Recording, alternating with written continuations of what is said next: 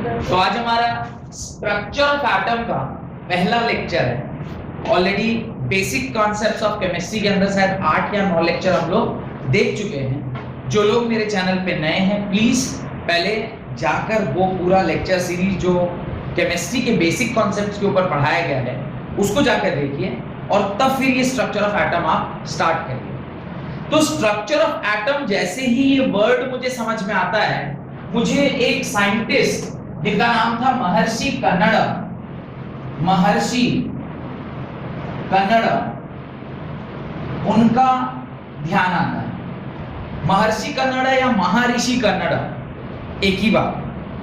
ये जो हमारे ऋषि थे, इन्होंने 600 BC के आसपास अणु एंड परमाणु का कॉन्सेप्ट बताया था कि दुनिया में जो कुछ भी बना हुआ है वो या तो अणु से बना हुआ या फिर परमाणु से बना हुआ है, जिसको बहुत लेट मतलब लगभग 1600 ईस्वी में 1600 AD एक साइंटिस्ट जिनका नाम था जॉन डाल्टन, इन्होंने जब इस ईस्वी में इसी के बारे में बात किया और इसका नाम दिया एटम एंड मॉलिक्यूल, तब हमें पता चला अच्छा ये तो वही चीज है जिसके बारे में हमारे साइंटिस्ट या हमारे ऋषि मुनि आज से कई साल पहले हमें ये बात बता चुके हैं। बट जब तक चीजें वेस्ट से नहीं आती है तब तक ईस्ट डोंट रिकॉग्नाइज इट। आप किसी भी महापुरुष का एग्जांपल ले लें। स्वामी विवेकानंद ने शिकागो में जाके जीरो पर, शून्य पर लगभग महीना भर भाषण दिया, ऑलमोस्ट 12 डेज, 12 दिन नॉन स्टॉप भाषण दिया।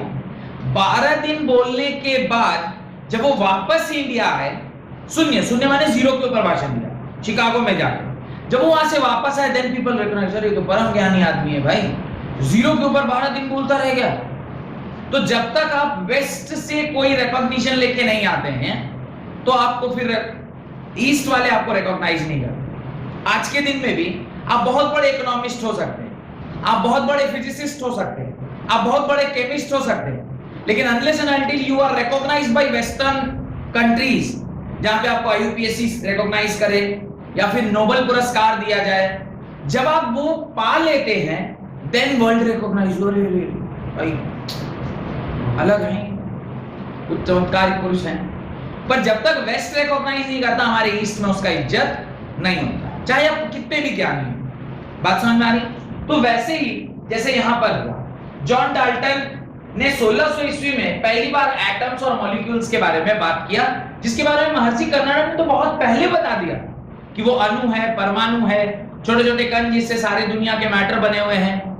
तब तो माइक्रोस्कोप भी नहीं आया था, उससे पहले की बात है।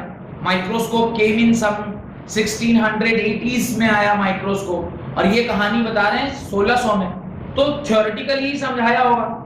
उस टाइम थ्योरी से जो समझाया उसके बेसिस पे जो थ्योरी डेवलप हुई उसी को हम लोग डाल्टन्स एटॉमिक थ्योरी के नाम से जानते हैं।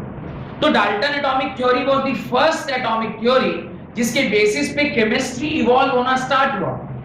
और आज के दिन में जो हम लोग केमिस्ट्री पढ़ रहे हैं वो कहीं ना कहीं इन्हीं का दिया हुआ है, क्योंकि ये अगर उस टाइम ये बातें ना कहे होते कि एटम करके कोई चीज होती है, मॉलिक्यूल्स कुछ होता है, सब एटॉमिक पार्टिकल्स होते हैं, मैटर होता है, matter is made up of these particles only, these particles are atoms and molecules and they combine, तो वो कंपाउंड बनाते हैं, फिर वो धीरे धीरे कंबाइन करके रिएक्शंस में जाते हैं। तो ये सारी कहानी कहां से स्टार्ट हुई? बेसिक स्टार्ट जो हुआ वो जॉन डाल्टन ने अपनी कहानी स्टार्ट किया। तो इन्हीं सब बातों को पहले हमें लिखना चाहिए, right? Dalton's atomic theory is considered as Dalton's atomic theory is considered as the fundamental building block of matter. Dalton's atomic theory is considered as the fundamental building block of matter. मैंने आपको पहले exercise में Dalton's की atomic theory पढ़ा दी है, Dalton की atomic theory भी पढ़ाए हैं और फिर मॉडिफाइड एटॉमिक थ्योरी भी पढ़ाए थे। तो आपने फर्स्ट वाला जो चैप्टर है उसके अंदर ये दोनों बातें मैंने आपको पढ़ा रखी है, डाल्टन की एटॉमिक थ्योरी, उसके पोस्टुलेट्स 4-5 पॉइंट उन्होंने कहा था कि वो एटम जो है वो न्यूट्रल होता है, और फिर ये भी जस्टिफाई किया था कि डाल्टन की कौन-कौन सी बात यूनिवर्सल लॉ ऑफ केमिस्ट्री से मैच करती है। Law of conservation of mass था, law of combination of constant, वो सारा जो भी आपने पढ़ा है सब आपका रिवीजन किया हुआ, right. Dalton's atomic theory is considered as the fundamental building block of matter, which has an argument that atoms are indivisible, that has an argument that atoms are indivisible. But the scientist in the latter half of 19th century, the scientist in the latter half of 19th century and in the beginning of 20th century did some discoveries, और क्या क्या discovery किया उन लोगों ने discover किया सब atomic particles को, एंड डिड सब डिस्कवरीज, ब्रैकेट में लिखिएगा डिस्कवरीज ऑफ सब atomic particle, discoveries of some atomic particles, SUB सब atomic particles। तो सब atomic particles डिस्कवर हुए, किनके द्वारा डिस्कवर किया गया, तो नाम लिखना स्टार्ट कीजिए। Scientist such as Faraday, James Thompson,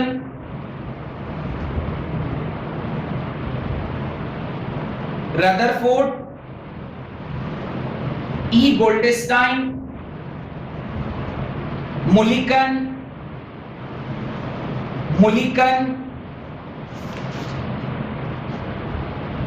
etc. clearly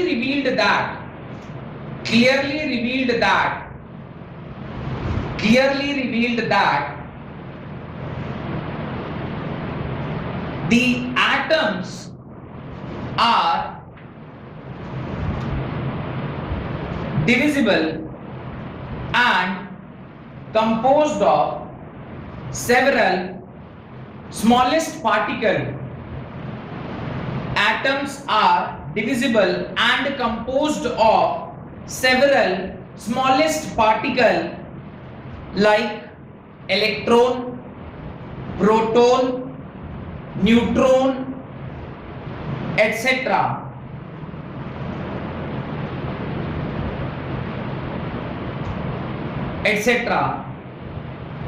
full stop. Although atom is the smallest particle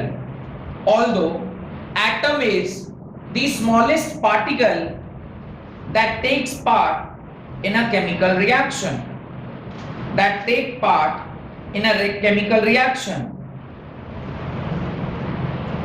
full stop. Even if आप उसके सब एटॉमिक पार्टिकल्स के बारे में जान गए कि वो एटम जो है वो एटम अकेला एटम ही नहीं है, जो कि डाल्टन ने बताया था कि ये इनडिविजिबल पार्टिकल है, इसको फर्दर डिवाइड नहीं किया जा सकता है, लेकिन कुछ साइंटिस्ट ने जिनके नाम मैंने अभी आपको लिखा है, जैसे Mulliken was the scientist, E Goldstein was the scientist, James J Thomson was the scientist, फिर आपने रदरफोर्ड का नाम सुना, इन लोगों ने अपने अपने एक्सपेरिमेंट से बताया कि भाई ये जो एटम है वो फर्दर डिवाइड किया जा सकता है। अगर एटम फर्दर डिवाइड किया जाएगा या उसके सब एटॉमिक पार्टिकल मिले, फिर भी इन स्पाइट ऑफ दैट जो स्मॉलेस्ट पार्टिकल केमिकल रिएक्शन में टेक पार्ट कर रहा था वो अभी भी क्या था, एटम ही था। जो सबसे छोटी इकाई जो एक केमिकल रिएक्शन में जा रही थी वो अभी भी क्या था, एटम ही था। ये बात क्लियर हो गई? लिखें these discoveries, पैराग्राफ चेंज करके लिखिएगा, these discoveries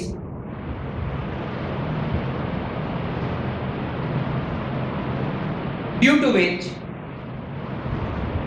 the theory given by Dalton, these discoveries due to which the theory given by theory given by Dalton was outright rejected.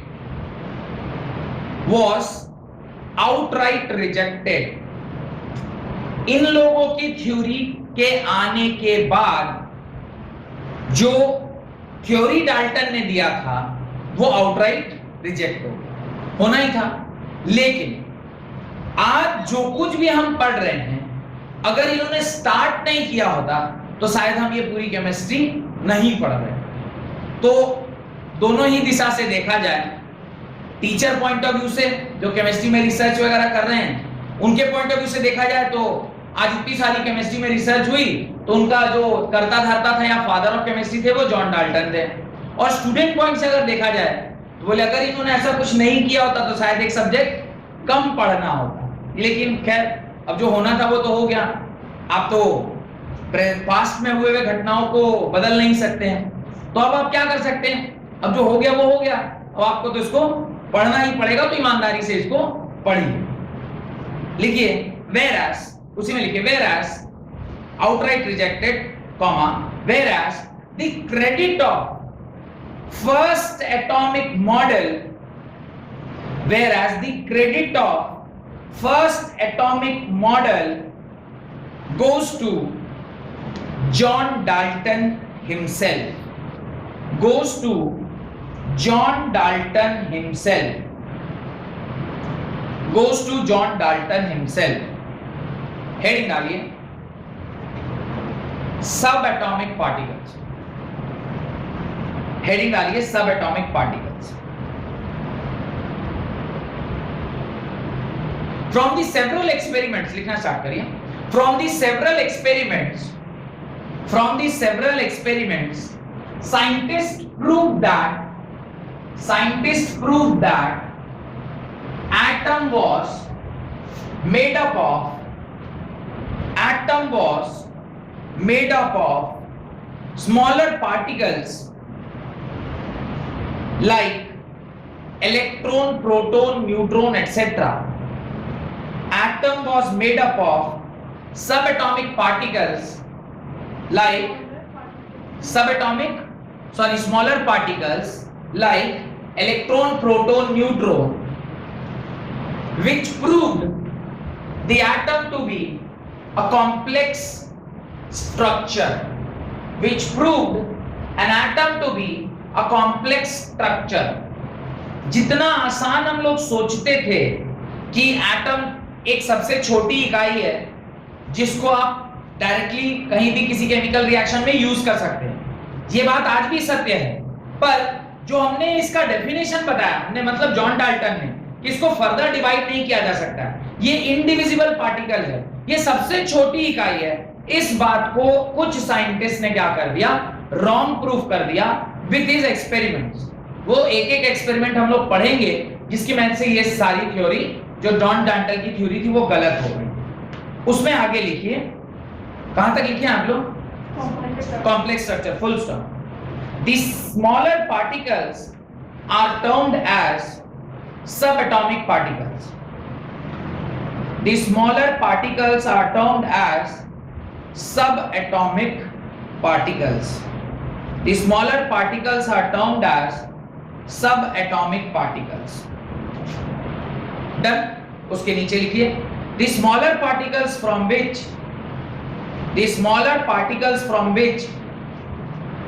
atom is composed are पहला electron, दूसरा proton,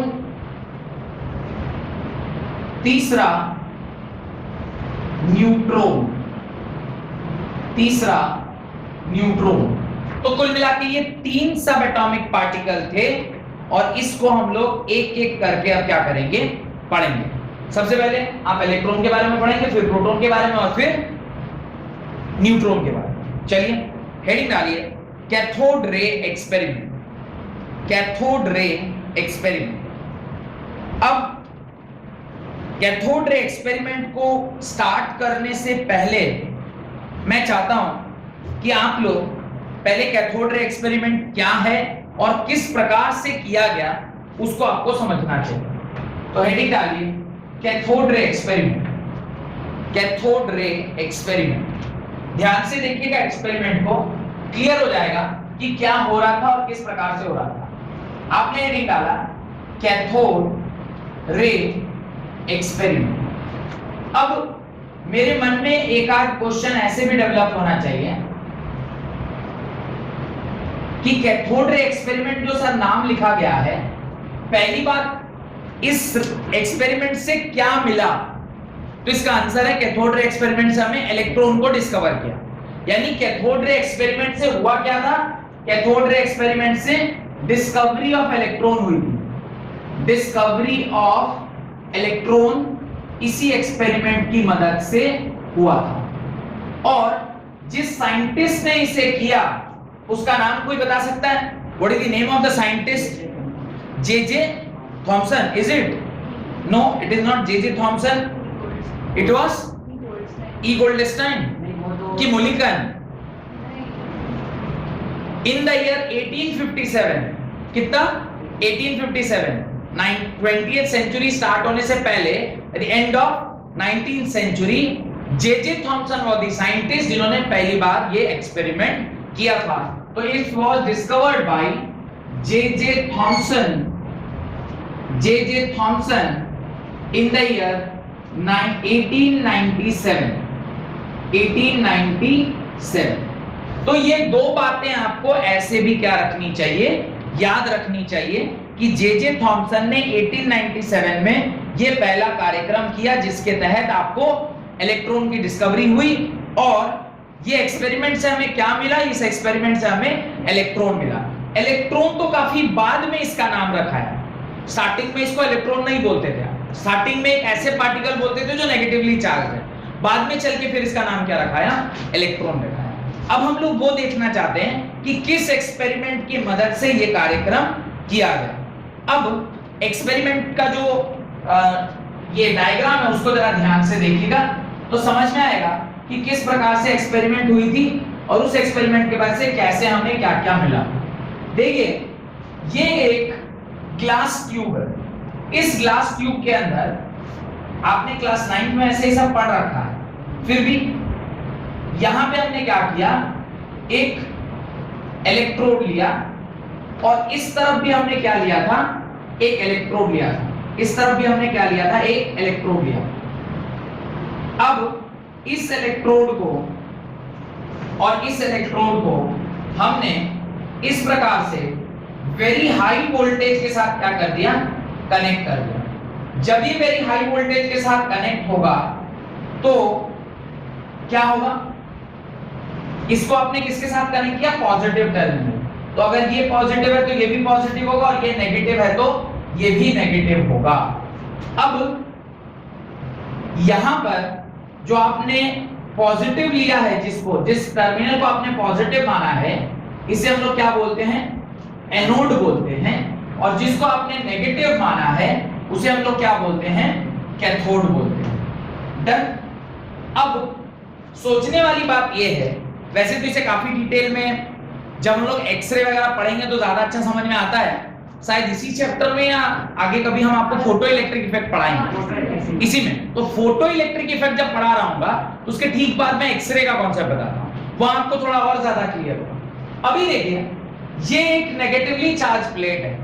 negatively charge plate है तो ये यहां से कुछ ना कुछ रे को उस ओर एमिट करेगा।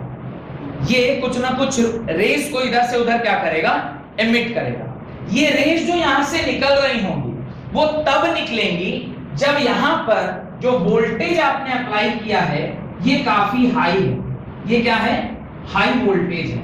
और सिर्फ हाई वोल्टेज होने से काम नहीं चलेगा, हमें यहाँ पे वैक्यूम भी जनरेट करना होगा। रीजन, आप वैक्यूम जनरेट करने का रीजन क्या होगा? गैस है, मतलब चार्ज को transmit, bad conductor. Gas is a bad conductor. Gas is a bad conductor, ऐसा भाई साहब कुछ बोल रहे हैं। Vacuum tube, gas is a bad conductor, not a bad conductor. उसका आयनाइजेशन थोड़ा सा डिफिकल्ट है। The ionization of gas is a bit tedious process, तो आप किसी भी चीज को आयनाइज करने के लिए क्या करते हैं, उसको पोटेंशियल देते हैं। पोटेंशियल देंगे तो उसके चार्जेस सेपरेट होंगे, चार्जेस सेपरेट होंगे तो वो कंडक्ट करना स्टार्ट करेगा, क्योंकि कंडक्शन के लिए भी रिक्वायर चार्ज। आप किसी भी न्यूट्रल चीज में चार्ज को कंडक्ट कराना डिफिकल्ट है, तो आपको अगर किसी चीज में कंडक्ट कराना है तो उसको पहले आपको क्या करना होगा, चार्ज सेपरेशन। वंस चार्ज सेपरेट हो गया फिर आप उसको आसानी से कहीं क्या कर सकते हैं, मूव कर सकते हैं। तो अब इसके अंदर जो गैस भरी थी वो यहां से निकलने वाले जो रेस थे उसको क्या करता, ऑब्स्ट्रक्ट करता। इसके अंदर जो गैस था उसके पार्टिकल्स इसको ऑब्स्ट्रक्ट करते। प्रेशर को घटा के आपने उस गैस के वॉल्यूम को ऑलमोस्ट नलीफाई कर दिया। क्यों, एक लॉजिक है यहां जो काम करता है, दैट इज, आप लोग पढ़ेंगे या शायद आईसीएसई वाले पढ़े होंगे, प्रेशर और वॉल्यूम में एक इनवर्स रिलेशनशिप होता है जिसको हम लोग क्या कहते हैं, बॉयल्स लॉ कहते हैं। बॉयल्स लॉ और चार्ल्स लॉ, बॉयल्स लॉ। तो उसको हम लोग देखेंगे अगले साल अगले चैप्टर में, इसके बाद जो गैसियस स्टेट है। पी और वी में एक इनवर्स रिलेशनशिप, ये जो इनवर्स रिलेशनशिप इसका कहना है कि अगर आप किसी का प्रेशर बहुत ज्यादा बढ़ाते हैं तो इसकी वॉल्यूम बहुत ज्यादा क्या हो जाती है, घट जाती है। मुझे चाहिए कि इसके अंदर जो गैस है वो आयनाइज हो, और आयनाइज होने के बाद यहां से जो रेज निकले हैं वो यहां तक बड़ी आसानी से पहुंच जाए, क्योंकि अगर ये यहां रेज यहां से यहां नहीं पहुंचेंगे तो सर्किट कंप्लीट नहीं होगी और हम कोई भी चीज वहां पर स्टडी नहीं कर पाएंगे। ध्यान रखिएगा, यहां पर जो कुछ भी हो रहा है, यहां पे जो कुछ भी हो रहा है ये ऑलरेडी लैबोरेटरी में हुआ है। हम लोग सिर्फ इसे क्या कर रहे हैं, स्टडी कर रहे हैं। ये हम लोग अभी कर नहीं रहे हैं पहली बार, ये ऑलरेडी हो चुका है, हम लोग इसे क्या कर रहे हैं, सिर्फ स्टडी कर रहे हैं कि अच्छा ऐसा हुआ, ओहो इसलिए ऐसा हुआ, अच्छा ऐसे, मतलब we are trying to understand, comprehend कर रहे हैं कि अच्छा उसने ऐसा क्यों किया होगा, ऐसा क्यों किया होगा। बात समझ में आ रही है? तो ये जो कैथोड रे है ये पूरा का पूरा नेगेटिव चार्ज है। यहां से अगर कोई रे निकलेगी और इस तरफ अट्रैक्ट हो रही है तो वो जाने वाली रे के बारे में थोड़ा सा सोचिए। यहां से जो रे निकली है, एक तो ध्यान रखिएगा ये जो रेज निकलती हैं वो इनविजिबल रेज हैं, वो आपको दिखाई नहीं देती। जैसे लाइट से निकलने वाली रे आपको दिख रही है क्या, लाइट का इंपैक्ट आप देख पा रहे हैं, लाइट का इफेक्ट आप देख पा रहे हैं कि आपको चीजें नीचे दिखाई दे रही है, आप कॉपी को देख पा रहे हैं, आप पेन को देख पा रहे हैं, आप मुझे देख पा रहे हैं। लेकिन can you see the ray of light which is coming and falling on me? No, you can not. आप मुझे देख पा रहे हैं बिकॉज ऑफ लाइट। अगर अभी अंधेरा हो जाए आप मुझे नहीं देख पाएंगे। आप मुझे देख पा रहे हैं because of light, that is the impact of light. Actually you are not seeing the light itself, आप लाइट रे को नहीं देख पा रहे। ये भी कैथोड रे है, you can not see rays. Ray word use किया तो एक और चीज इसके साथ क्या हो गया, एसोसिएट हो गया।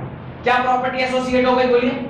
रे मतलब it will always travel in a straight line. Ray means it will travel in a straight line. इसलिए मैंने नीचे वाला लाइन देखिए सारे के सारे कैसे बनाए, स्ट्रेट लाइन बनाए। अब मुझे पता कैसे चला कि यहां से निकल के कोई चीज यहां तक पहुंची है? तो इसके पीछे हम लोगों ने एक स्क्रीन लगाया। तो यहां पर हम लोगों ने क्या किया है, एक स्क्रीन लगाया है, इस प्रकार से एक स्क्रीन लगाया। और जो स्क्रीन यहां पर लगाई गई है वो ZnS का स्क्रीन है। ZnS means zinc sulphide. Zinc sulphide की प्रॉपर्टी है कि इसके ऊपर अगर कोई चीज आके टकराएगी तो वो फ्लोरोसेंस की तरह चमकेगा। तो ये जो रेज यहां से चल के आ रही हैं, ये जरूरी नहीं कि सिर्फ इधर ही आया होगा, ये रेज आपके यहां टकराई होंगी, इधर से आने वाली रेज यहां टकराई होंगी। अब जैसे ही यहां पे रेज टकराई तो ये ZnS स्क्रीन ग्लो करने लगा। ये क्या करने लग गया, ग्लो करने लग गया। अब अभी नहीं परफोरेटेड। अब ध्यान से देखिए कि यहां से जो रेज आपके यहां टकराई हैं, इससे हमें दो तीन बातें इन्फ्रेंस में आया। पहला, ये पॉजिटिवली चार्ज प्लेट है, ये नेगेटिवली चार्ज प्लेट है। अभी ध्यान से सोचिए कि अगर कोई चीज इस तरफ से उस तरफ जा रहा है अंडर हाई पोटेंशियल, तो जो रे इधर से उधर ट्रैवल कर रही है उसकी प्रॉपर्टी किस तरह की होगी? जरूर कहीं ना कहीं वो नेगेटिवली चार्ज्ड रेज होंगी। क्यों? क्योंकि वो इस तरफ से उस तरफ जा रही है। यहाँ पे ये पॉजिटिव टर्मिनल है और कोई रे मेरी तरफ आ रही है, इसका मतलब मैं उस रे को अपनी ओर अट्रैक्ट कर रहा हूं, तभी ना वो मेरी ओर आ रही है। मैं अगर पॉजिटिव हूं तो मैं किस तरह के रे को अट्रैक्ट करूंगा? मैं एक नेगेटिवली चार्ज्ड रे को अट्रैक्ट करूंगा। इसलिए ये जो रेस थी ये नेगेटिवली चार्ज्ड रेस थी और यहां से चूंकि ओरिजिनेट हुई हैं। अगर आपसे कोई पूछ ले कि इसका नाम कैथोड रे एक्सपेरिमेंट क्यों पड़ा, क्योंकि जो रेज ओरिजिनेट हुई हैं वो कहां से ओरिजिनेट हुई हैं? कैथोड से ओरिजिनेट हुई हैं, इसलिए इनका नाम क्या पड़ा? Cathode ray. और उनको ही हम कैथोड रे एक्सपेरिमेंट के नाम से जानते हैं। तो ये जो पर्टिकुलर डायग्राम है इसको आप अपनी कॉपी में बनाएं। अब ये जो आपका कैथोड है, बनाते रहिए और सुनते भी रहिए। ये जो आपका कैथोड है, जब एक्सपेरिमेंट भाई साहब कर रहे थे तो वो सिर्फ यहां और यहां चमका, बीच में कहीं पे ग्लो नहीं किया। तो उनके मन में एक शंका हुई कि भाई ऐसा तो नहीं कि कुछ छूट छाट के इधर से आके लग गया है। फिर उन्होंने देखा कि इसमें कुछ चीजें टकरा रही हैं कि नहीं टकरा रही। उसको चेक करने के लिए, जैसा कि इन्होंने कहा कि उसको कैसा बना दिया गया बाद में, परफोरेटेड बना दिया गया, ताकि वो पता चले कि इसमें भी आके टकरा रही है। तो बाद में चल के ये जो एनोड है इसको नॉर्मल ना रख के कैसा रखा गया, इस प्रकार से इसको परफोरेटेड रखेगा। परफोरेटेड तो खैर कैथोड भी रखेंगे थोड़ी देर के बाद, पर इस तरह से परफोरेटेड। परफोरेटेड मतलब होता है छन्ने के जैसा। अब जैसे ही हमने इसे छन्ने के प्रकार का बनाया तो जहां जहां ये बीच में गैप था वहां से भी ये जो रेस थी वो जाके क्या करने लगी, पीछे जाके टकराने लगी। और तब साइंटिस्ट और ज्यादा कॉन्फिडेंट हो गए कि अब ये अगर जाके टकरा रही, मतलब इस तरफ से जो रेस निकल रही हैं वो नेगेटिवली चार्ज रेस हैं, जो कि इस पॉजिटिवली चार्ज एनोड के थ्रू निकलते हुए वहां तक वापस जा रही हैं। और वो हाई स्पीड में जाके जब टकरा रही हैं तो ZnS जिंक सल्फाइड यहाँ पे वो क्या कर रहा है, ग्लो कर रहा है। दिस इज जिंक सल्फाइड, जहां पे वो टकरा के क्या कर रहा है, ग्लो कर रहा है। तो ये जो रेस हैं, एक मिनट, ये जो रेस हैं इसीलिए उन्होंने क्या नाम दिया, कैथोड रेस का नाम दिया। और ये कैथोड रेस का चार्ज कैसा था? It was negatively charged rays, negatively charged rays. हाँ पूछिए। रेस जब नेगेटिव से पॉजिटिव रेस जा रहे हैं, पॉजिटिव उसको अट्रैक्ट कर रहा है तब जा रहा है, तो वो पॉजिटिव से फिर पीछे कैसे भाग रहा है? इसलिए मैंने एक वर्ड यूज किया, हाई स्पीड। हाई स्पीड अगर कोई है, ये अगर बहुत तेज मेरी तरफ दौड़ते आ रही है तो क्या सीधे मेरे पास आके रुक जाएगी या मेरे को लेते हुए थोड़ा पीछे भी जाएगी, लेके पीछे भी जाएगी। इसलिए एक वर्ड यूज किया, हाई स्पीड। हाई स्पीड मतलब under high voltage and vacuum इतनी तेजी से आया कि ये परफोरेटेड, उसको चाहेगा भी रोकना, पर अगर आप एकदम रुकावट नहीं दे रहे, वहां से अगर गैप है तो उसकी स्पीड को वो स्लो कर देगा पर जीरो नहीं करेगा और उसके पीछे जाके वो टकरा जाएगा। तो अच्छा सवाल पूछा आपने। और जो प्रेशर हम लोग क्रिएट कर रहे हैं वहां पे, that is 0.01 mm of Hg। ये जो प्रेशर क्रिएट हुआ है ये है 0.01 mm of Hg। और 1 atm इज इक्वल टू किसके बराबर होता है? 1 atm is equal to 760 mm of Hg के बराबर होता है। तो आप समझ सकते हैं एटमॉस्फेरिक प्रेशर होता है 760 mm of Hg के बराबर, पर वहां पर कितना क्रिएट किया गया? 0.01 mm of Hg। और जो वोल्टेज वहां पे जनरेट किया गया वो voltage 10 raise to the power 4 volt का था। 10 raise to the power 4 volt मतलब 10,000। Is it 10,000? No, 10 raised to power 4 means 10,000 volt का वोल्टेज वहां पे डेवलप किया गया। इस प्रकार से पूरा का पूरा एक्सपेरिमेंट मेरे ख्याल से आपको समझ में आ गया होगा। और जो कलर ग्लोइंग हुआ उसका नाम रखिए, याद क्या है? Greenish glow. जिंक सल्फाइड के ऊपर जब कोई रे टकराती है तो जो ग्लो होता है उसका कलर क्या है? ग्रीन कलर का है। तो लिख लीजिएगा ग्रीनिश ग्लो वहां पर डेवलप हुआ। जिंक सल्फाइड पे जब कुछ चीजें टकरा रही तो जो कलर आया वो कैसा आया, ग्रीनिश कलर का आया, यानी ग्रीन कलर का आया, ठीक है। और ये भी एक चीज और ध्यान रखिएगा कि ये जो रेज हैं ये विजिबल रेज नहीं होती, ये इनविजिबल रेज होती है। जैसे मैंने आपको बताया ना कि लाइट मेरे तक आ रही है, मैं आपको इसलिए दिख पा रहा हूं क्योंकि मेरे ऊपर जो लाइट पड़ी है उसका इंपैक्ट आप देख पा रहे हैं, पर जो एक्चुअली में रेज आके मेरे ऊपर गिर रही हैं उस रे को आप नहीं देख सकते। तो ये इसी प्रकार से क्या है, cathode ray, they are invisible rays, invisible rays या इनविजिबल कैथोड रेज। तो ये इनविजिबल कैथोड रेज होती हैं जो यहां से वहां ट्रैवल कर रही हैं, जो यहां से यहां ट्रैवल कर रही हैं, ये इनविजिबल कैथोड रे। और direction is from cathode to anode, direction is from cathode to anode. लिखना स्टार्ट करिए, क्या हुआ, कैसे कैसे हुआ और किस प्रकार से पूरा कार्यक्रम कंप्लीट हुआ। ये जो प्रॉपर्टी है जिंक सल्फाइड की, इसको क्या बोलते हैं, फॉस्फोरोसेंट। लिख दीजिएगा ब्रैकेट में जिंक सल्फाइड के बगल में कि एक फॉस्फोरोसेंट प्रॉपर्टी होती है जो कि जिंक सल्फाइड में प्रेजेंट है, जिसके ऊपर जब कोई रे आके टकराएगी तो वो उसको क्या करेगा, ग्लो करेगा। फॉस्फोरोसेंट, PHOSPHORESCENT,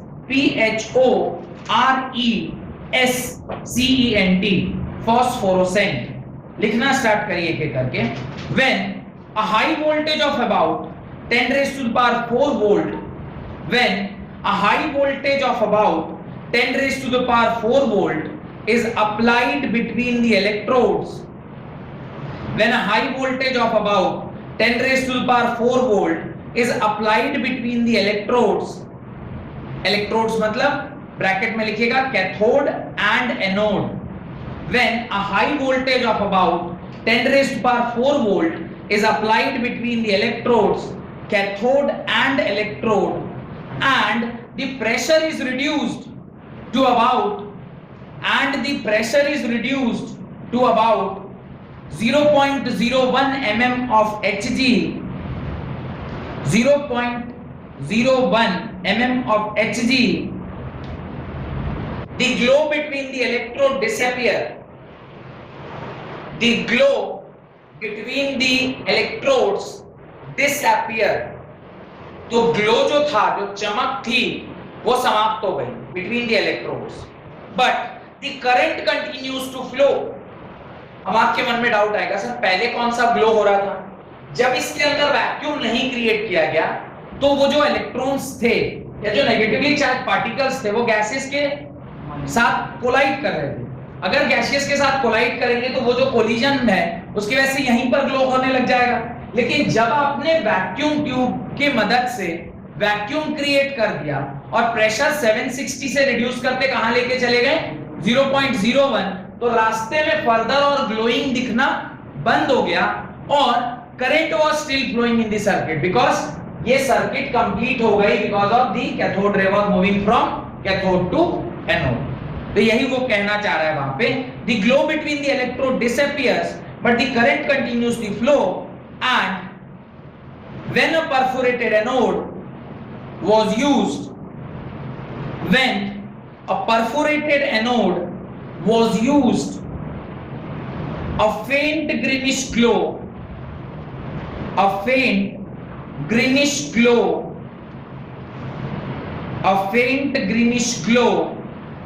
was observed on the glass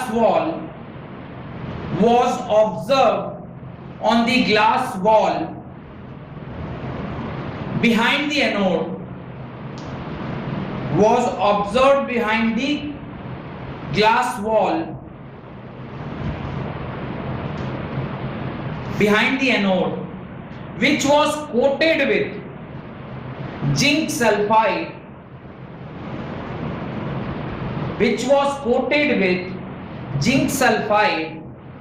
a phosphorescent material, zinc sulfide, a phosphorescent material, which indicates that the emission of some invisible ray, which indicates that the emission of some invisible rays from cathode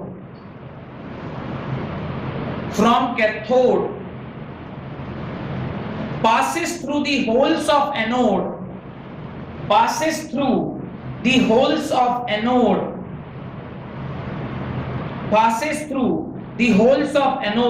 and strikes the glass wall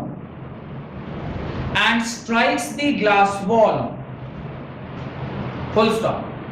These rays were named as cathode ray. These rays were named as cathode ray because they were originated from cathode.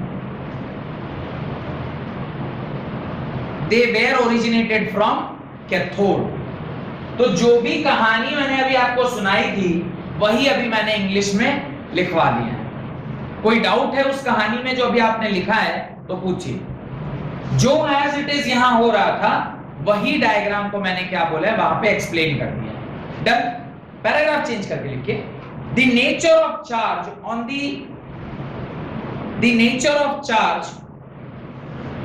on the cathode ray was decided.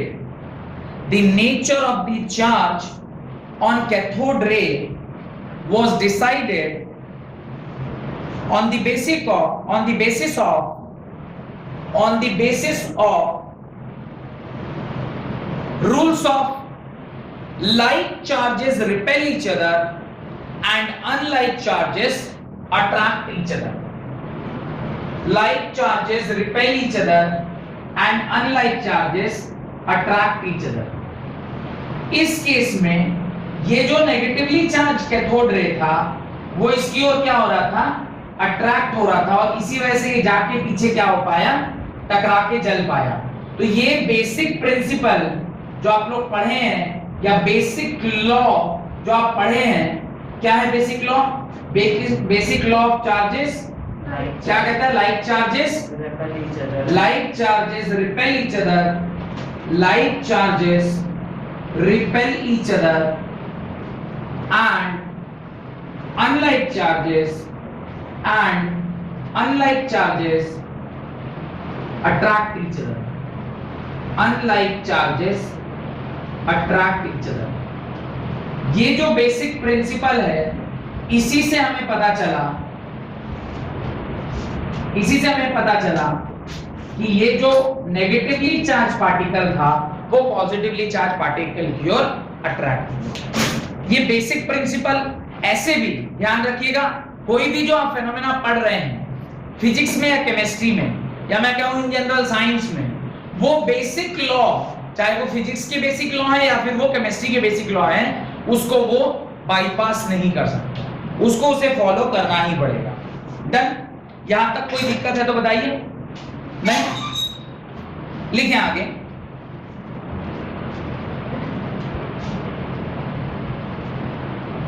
एक scientist का नाम लिखिए,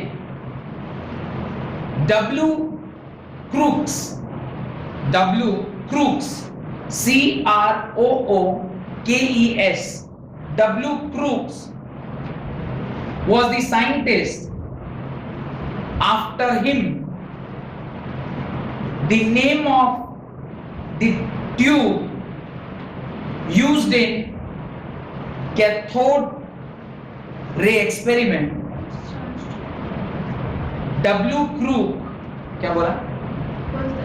Was the scientist after him the tube used in cathode ray experiment is named after and is known as Crookes tube. C-R-O-O-K-E-S. Crookes tube. Done.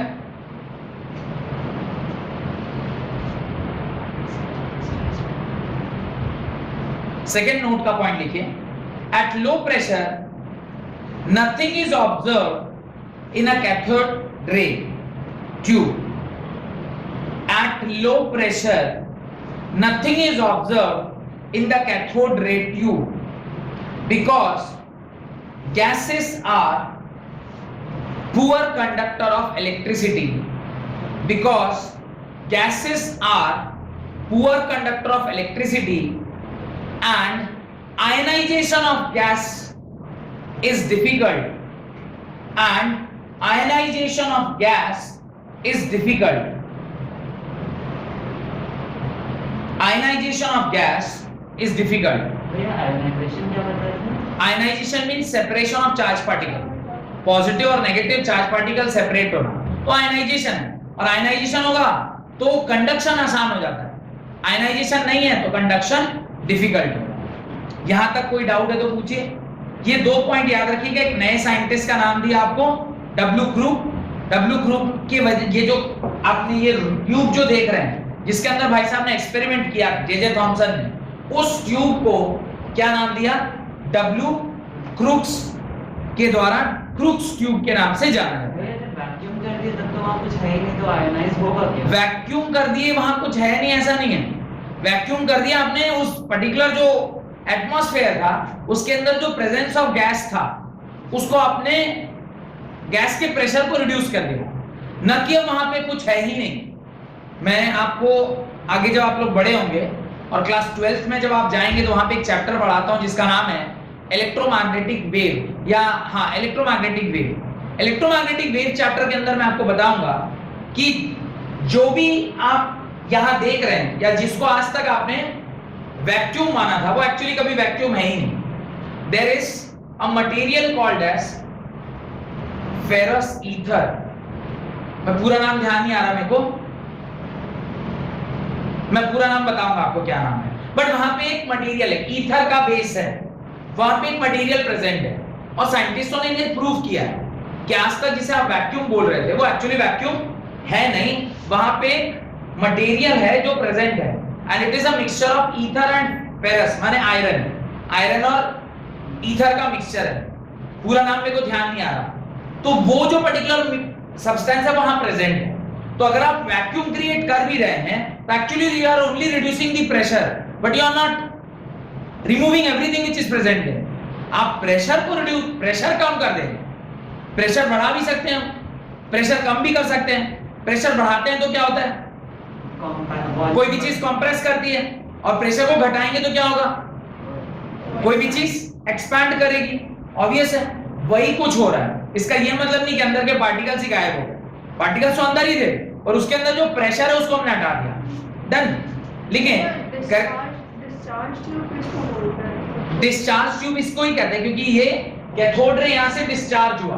This is also known as discharge tube experiment, the same as the cathode ray experiment और discharge tube experiment. Right. उसके आगे लिखें, आप आगे लिखें characteristics of cathode ray. Characteristics of cathode ray, cathode ray की कुछ characteristics हैं, वो हमें एक एक करके लिखना चाहिए। Right. Point number 1, from the various experiments carried out by J Thompson, from the various experiments carried out by J.J. Thomson in the year 1897, in the year 1897, the characteristics of cathode rays are as follows. The characteristics of cathode rays are as follows. Point number 1, the cathode ray cast a shadow of the object placed in their path. The cathode ray cast a shadow of the object placed in their path. अब shadow of the object placed in their path. अब देखिए, जब एक बार आपको confirm हो गया कि cathode ray negatively charge particle है, तो फिर साइंटिस्ट क्या करने लग गए? इसकी प्रॉपर्टीज के बारे में सोचने लग गए। और जब हमने इसकी प्रॉपर्टीज के बारे में सोचना स्टार्ट किया तो हमें क्या पता चला? अब देखिए, प्रॉपर्टीज मतलब क्या क्या? प्रॉपर्टीज मतलब हम ये पता करना चाहते हैं कि ये जो चार्ज पार्टिकल है ये पार्टिकल है कि वेव है? ये पार्टिकल नेचर शो करता है या फिर वेव नेचर शो करता है। तो उसको पता करने के लिए उस टाइम तो वेव वगैरह कुछ बहुत ज्यादा पता नहीं था, क्योंकि जिस ईस्वी में हम लोग बात कर रहे हैं वो 1897 है, पर फिर भी लोग कुछ कुछ जानना स्टार्ट कर दिए थे। तो वहां पे क्या किया गया, एक ओपेक ऑब्जेक्ट, ऐसा ओपेक बोलता हूं, हाँ ओपेक ऑब्जेक्ट को इस तरह से हमने डाल दिया, ठीक उस बीचों बीच के रास्ते में ऐसे हमने ओपेक ऑब्जेक्ट डाला। जब हमने ओपेक ऑब्जेक्ट डाला तो जो रेस थी वो यहाँ पे आके क्या हो गई, ब्लॉक हो गई, और इसके बाद रेस और दिखाई नहीं दे रही थी। यानी इस बीच में जो ग्लोइंग ऑफ ये जो संभव हो पा रहा था, ये जो जिंक सल्फाइड के ऊपर ग्लो कर रहा था, वो अब ग्लो नहीं करने लगा। अगर इसके पीछे के रेस गायब हो गए, इसका क्या मतलब है, और ये जो पार्टिकल था इसको यहाँ पे क्या दिख गया हमें, इसका यहाँ पे हमें क्या दिखने लग गया, शैडो दिखाई देने लग गया। अगर किसी भी चीज का आप शैडो देख पा रहे हैं, ये तभी देख पाएंगे जब ये पार्टिकल नेचर शो करेगा, क्योंकि कोई भी चीज का शैडो आप कब देखते हैं, किसी भी चीज का शैडो आप कब देखते हैं, जब वो उसके ऊपर कोई चीज टकरा रही है और वो उस पार ना जा पाए। तो यही बात उसने लिखा, on the walls opposite to the cathode, उसी में कंटिन्यूएशन में लिखिएगा, in their path on the walls opposite to the cathode, which means यहां दो बातें हमें पता चली। कौन कौन सी बोलिए, पहला the rays travel in a straight line, क्योंकि अगर मुड़ के जाती तो शायद शैडो नहीं फॉर्म होता। दूसरा the ray, लिखिए, which means these ray travel in a straight line opposite to the cathode, which means these ray travels in a straight line। और दूसरी बात जो पता चली वो ये है कि these rays possess some particle nature, क्योंकि वो उसमें टकरा रही हैं और तभी उसका कुछ शैडो पड़ रहा है, तो कहीं ना कहीं उसमें कुछ ना कुछ पार्टिकल नेचर जरूर है। भैया भाई ये वेव नेचर शो करना तब क्या होता है? वेव नेचर शो करता तो शायद ऐसे होके निकल गया होता, वो तो कोई साइन का फंक्शन होता है या कॉस का फंक्शन होता, तो फिर शैडो बनना मुश्किल था। स्ट्रेट लाइन में वो ट्रैवल कर भी सकता था और नहीं भी कर सकता था। सेंस बन रहे हैं। नेक्स्ट लिखें second point, cathode ray generates mechanical effect. Cathode ray generates mechanical effect. Cathode ray mechanical effect show कर रहा है। अब आप कहेंगे sir what is mechanical effect, mechanical effect किसे कहते हैं? अब मैकेनिकल इफेक्ट का मतलब है कि जब हमने इस जगह पर एक इस तरह का टरबाइन की तरह एक पंखा डाला, इस तरह का जब हमने एक पंखा डाला यहाँ पे, और ये रेस जाके जब इससे टकराई है तो ये पंखा क्या करने लग गया, घूमने लग गया। तो जैसे ही ये पंखा वहां पर घूमने लगा, इसका मतलब है वो कहीं ना कहीं मैकेनिकल इफेक्ट दिखा रहा है। तो लिखें cathode ray generates mechanical effect as these ray rotates the small paddle wheel, as these rays rotate the small paddle wheel placed in between the electrode. Cathode ray generates mechanical effect as these rays rotate the small paddle wheel placed in between the electrodes, which means cathode ray consist of material particle. तो अब जो shadow बना था उसको reconfirm कर लिया गया कि सच में वो पार्टिकल नेचर शो कर रहा है कि नहीं कर रहा है, by this mechanical effect between the electrode, which means cathode ray consist of particle material particle. तो पार्टिकल मटेरियल और मटेरियल पार्टिकल से बना हुआ है। तो अभी हमें दो बातें क्लियर हो गई, एक ये स्ट्रेट लाइन ट्रैवल कर रहा है, रेस है मतलब कहीं ना कहीं वेव भी होगा, क्योंकि रे माने ही जो इनविजिबल है, तो कहीं ना कहीं वो वेव है। और अगर वो किसी चीज को घुमाने के लिए सक्षम है, मतलब पार्टिकल नेचर भी है, तो कहीं ना कहीं डुअल नेचर यहीं से कहीं स्टार्ट हो रहा है कि एक पार्टिकल के अंदर दोनों ही चीजें पाई जाती है, वेव नेचर भी और डुअल नेचर भी। पर ये धीरे धीरे कहानी और आगे बढ़ी, पर जब तक ये बहुत मैच्योर नहीं हुआ तब तक लोग इसको डाइजेस्ट नहीं कर पाए। 1930 के आसपास लोगों ने इसको डाइजेस्ट किया, आज से ठीक 30 साल बाद, 30-33 साल के बाद 1897 में ये कहानी हो रही है, और 1930 में लोगों ने फिर डाइजेस्ट करना स्टार्ट किया कि पार्टिकल्स के पास पार्टिकल नेचर भी हो सकता है और वेव नेचर भी हो सकता है। तो तब तक में कई सारी इक्वेशन, कई सारे अलग अलग साइंटिस्ट, मैक्सवेल आ गए, हाइजेनबर्ग आ गए, श्रोडिंगर आ गए, इन लोगों ने फिर बताया अरे रे भैया तुम सिर्फ पार्टिकल जो सोच रहे थे वैसा नहीं, तुमने तो एक्सपेरिमेंट पहले ही कर रखा है, पर तुम उस टाइम सोच नहीं पाए क्योंकि उस टाइम साइंस इतनी डेवलप नहीं हुई थी और उस दिशा में तुमने सोचने का प्रयास नहीं किया। पर तुम्हारे एक्सपेरिमेंट में तुमने खुद प्रूव करके रखा हुआ है कि वो पार्टिकल नेचर भी है और वेव नेचर भी है। खैर आगे इसके बारे में पढ़ेंगे। Next, when an electric field is applied, when an electric field is applied, अब क्या किया, इलेक्ट्रिक फील्ड अप्लाई किया। अब देखिए ये हमारा पाथ था और इस पाथ के अक्रॉस आपने क्या किया, इसके दोनों साइड पर फील्ड अप्लाई किया। फील्ड अप्लाई अगर हम करेंगे तो सपोज करिए मैं इधर कोई एक इस प्रकार का पॉजिटिवली चार्ज प्लेट डाल रहा हूं और यहां पर सपोज करिए मैं नेगेटिवली चार्ज प्लेट डाल रहा हूं। अब ये पॉजिटिवली चार्ज प्लेट है, ये नेगेटिवली चार्ज प्लेट है। आप बताइए जो पार्टिकल है वो हमें पता है कि वो कैथोड है और कैथोड है मतलब वो नेगेटिवली चार्ज पार्टिकल है, जो कि मैंने पहले आपको बताया। तो इसका डाइवर्जन किधर होगा, इस तरफ या इधर। देखा गया ये सारे रे जैसे ही आपने फील्ड लगाया ये सारे रे क्या करने लग गए, इस प्रकार से डाइवर्ट कर गए। इस प्रकार से क्या हो गए, डाइवर्ट कर गए। और कुछ आगे भी गए पर ज्यादातर क्या हो गए, डाइवर्ट कर गए। और जिस तरफ डाइवर्ट किए वो कौन सा पोलैरिटी था, पॉजिटिवली चार्ज पोलैरिटी था। तो यहां से अब 100% हम कंफर्म हो गए कि कैथोड रे कैसा होता है, नेगेटिवली चार्ज पार्टिकल होता है। तो लिखिए, when the electric field is applied on the cathode रे they get deflected towards the positive plate. When an electric field is applied on the cathode ray, they get deflected towards the positive plate of electric field, towards the positive plate of electric field. Positive plate की ओर वो क्या करने लग गए, deflect करने लग गए। आप लोग किसी भी पॉइंट के साथ, किसी भी पॉइंट के बाद आप लोगों ने वो डायग्राम नहीं बनाया, पर एटलीस्ट रे बनाकर आपको डिफ्लेक्शन वगैरह दिखा सकते थे। खैर कोई बात नहीं, ध्यान रखिएगा। किसी भी मेन डायग्राम तो बना ही था, पर एवरी पॉइंट के बाद देयर वाज अ डायग्राम, आपने देखा होगा। तो ये पूरा सेटअप बनाने की आवश्यकता नहीं थी, पर एटलीस्ट ये जो रेस थे उसके सामने मैंने एक पहले ओपेक बॉडी डाला था, उसका शैडो क्रिएट किया था, वो बना सकते थे। सेकंड वाले पॉइंट के बाद आपने वो चक्री बनाया था, तो एटलीस्ट रे के साथ वो चक्री बना सकते थे।